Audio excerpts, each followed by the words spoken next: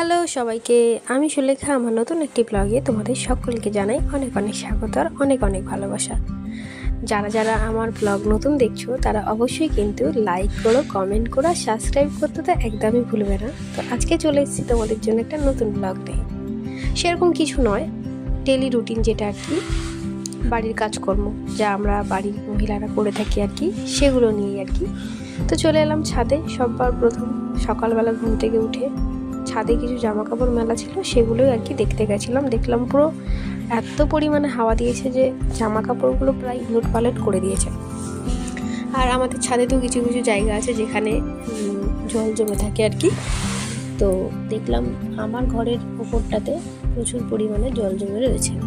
তো এদিকে চলে এলাম, শাড়িটা দেখলাম একদম খুলে পড়ে গিয়েছে, মানে আর একটু হলে হয়তো নিচে পড়েই যেত। তো সেই কারণে আমি চলে এসেছিলাম ভালো করে এগুলোকে একটু উল্টে পাল্টে দিতে। আর দেখলাম আমার নাইটিটা বেশ শুকিয়ে গেছে, তো ওটাও আমি তুলে নিলাম। আর এদিকে এসে দেখলাম যে শাশুড়ি মা রং হয়েছিল আজকে আমাদের ঘরে, এটা দেওরের ঘর, তো রং হয়েছে। তো সেই রঙগুলো নিচে ছড়িয়ে ছিটিয়ে পড়েছিল আর কি, সেগুলোই আর কি জল দিয়ে ভিজিয়ে তুলছিল ঘষে ঘষে, কারণ পুরো বাড়িটাতেই কাজ হচ্ছে। তো এইগুলো তো প্রায় পুট্টি রং সবই হয়ে গিয়েছে। তো এবারে এই দিকটায় দেখো আমাদের খাট, স্টিলের যেটা খাট ছিল সেটা খুলে রাখা হয়েছে। তো এরকম সব বাড়ির জিনিসপত্র এলোমেলো প্রায় হয়ে রয়েছে, কি আর বলবো। আর আমার ঘরে তো এই কারণে প্রচুর পরিমাণে ধুলো জমে গিয়েছে। তো নাইটিটা শুকিয়ে গেছিলো, তো আমি কাঁধে করে নিয়ে চলে এলাম।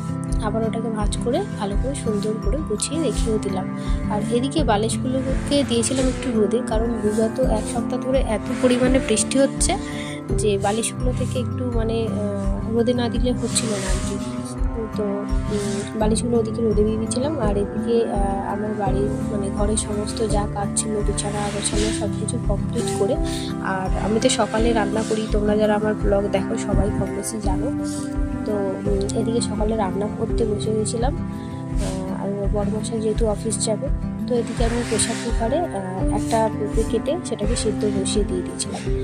পেঁপে এখন আমি ভাতে দিচ্ছি না, যেহেতু আমি পেঁপেটা অ্যাভয়েড করছি এখন, তাই সেই কারণে আলাদা করে সেদ্ধ করতে হচ্ছে।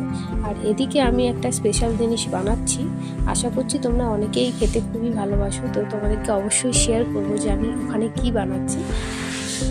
তো এখানে আমি সবার আগে আজকে তো মাছ রান্না হচ্ছে, রুই মাছের ঝোল বানিয়েছি, ভাত। আর এদিকে আমি বানাচ্ছি, চলো তোমাদের একবার দেখিয়ে দিই। দেখো, মাছের তেল দিয়ে আলু ভাজা। মাছের তেল দিয়ে অনেকেই অনেক রকম জিনিস বানিয়ে খায় আর কি। তো আজকে আমার ঘরে উচ্ছে ছিল না, বেগুন ছিল না, কিছুই ছিল না। তো মাছের তেলটা ফেলা যাবে, সেই কারণে আমি কটা আলু কেটে আর মাছের তেলটা দিয়ে পেঁয়াজ দিয়ে একটু ভাজা করে নিয়েছি। এটাও বেশ খেতে সুন্দরই লাগে। আর এদিকে আমার মাছের ঝোল হয়ে গেছে, ভাত হয়ে গেছে, আর এদিকে পেঁপেটাও সেদ্ধ হয়ে গেছে। তো আমি এদিকে পেঁপেটা জল ঝাড়িয়ে নিচ্ছিলাম আর কি। আর দেখো পুরো মানে এত পরিমাণে ভিতরে হাওয়া জমে গিয়েছিল কি বলবো। তো সেইটাই আমি তাড়াহুড়ো, তো আমি ঠিক এরকমই করি। পেঁপেটা মানে প্রেশার কুকারের মুখটা ঢাকনাটা একটু উঁচু করলেই হাওয়াটা বেরিয়ে গেলে প্রেশার কুকারটা খুলে যায়, অনেকক্ষণ আর রাখার প্রয়োজন হয় না। তো এদিকে পেঁপেটা সেদ্ধ হয়ে গিয়েছে, আমি এদিকে পেঁপেটা আলাদা করে তুলে নিচ্ছি। আর ওদিকে আমার যে তেল দিয়ে মাছের তেল দিয়ে আলুটা ভাজি করছিলাম সেটাও প্রায় হয়ে এসছে আর কি। তো আজকে তো মোটামুটি আমার ঘরে এটাই রান্না হয়েছে। আর বরের জন্য অফিসে এখানে আমি ভাতটাও বক্সের মধ্যে ভরে নিচ্ছি, কারণ ওকে আজকে মাছ ফাছ কিছু দেবো না, কারণ ও অফিসে মাছ খেতেই চায় না। যার কারণে দই আর ভাত দিয়ে দেবো, ওটা দিলে ও ভালোভাবে খেয়ে নেয়। আর অল্প করেই দিলাম, যেহেতু অফিসে খাওয়ার অত সময় পায় না, যার কারণে অল্প করে দিলাম। আর এগুলো কিছুই দেবো না ওকে, যেহেতু এগুলো একদমই অফিসে খেতে চায় না, বিরক্ত হয়ে যায়, সেই কারণে ওকে আজকে একটু দই দিয়ে দিয়েছি। আর ডিম দিলে তো কোনো কথাই নেই, কিন্তু রোজ তো আর ডিম খাওয়া শরীরের পক্ষে ভালো না, সেই কারণে ডিম আজকে আর দিলাম না আমি। যেহেতু কালকেই রাতে তড়কা বানিয়েছিলাম, প্রায় অনেকগুলো ডিমই ওর মধ্যে দেওয়া হয়েছিল, তো সেই কারণে আজকে আমি ওকে দই দিয়ে দেবো। আর শরীরটাও ঠান্ডা হবে একটু দইটা খেলে, মিষ্টি দই দিয়ে দিয়েছি। আর এদিকে রান্নার শেষে আমি পুরো গ্যাসটা মুছে নিচ্ছিলাম পরিষ্কার করে, কারণ গ্যাস আমি একদমই এরকমভাবে রাখতে পছন্দ করি না। আমার রান্নার পরে আমি এটা সবার আগে পরিষ্কার করে নিই আর কি। তো আজকে তো আমি এইভাবেই আমার সারাদিনটা কাটালাম। তো তোমরা কিন্তু অবশ্যই কমেন্ট করে জানিও আমার ব্লগ তোমাদের কেমন লাগলো। আর অবশ্যই তোমরা আমার পাশে থেকো, কারণ তোমরা যদি না পাশে থাকো তাহলে আমার কিছুই হবে না। তোমাদের একটা লাইক, একটা কমেন্ট আমার জন্য অনেক কিছু।